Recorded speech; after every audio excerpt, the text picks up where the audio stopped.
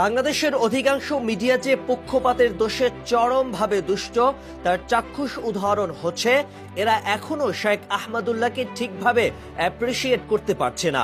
এবারের বন্যায় আসুন্নাহ ফাউন্ডেশনের মাধ্যমে তিনি যে মহা কর্মযজ্ঞ পালন করে যাচ্ছেন তার ছিটে ফোঁটাও দেশের মেইন স্ট্রিম মিডিয়াগুলোতে নেই।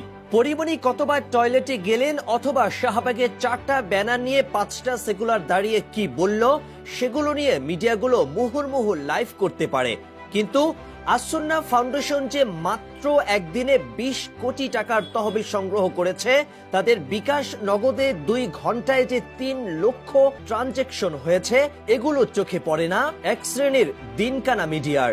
এসব মিডিয়া যখন শাহবাগের 3 জন বামপন্থীর সমাবেশ নিয়ে ব্যস্ত, তখন শেখ আহমদুল্লাহ ট্রাক্টরে চড়ে ফেনীর দুর্গম বন্যা কবলিত এলাকা চষে বেড়াচ্ছেন। এই কাজটি যদি তার বদলে কোনো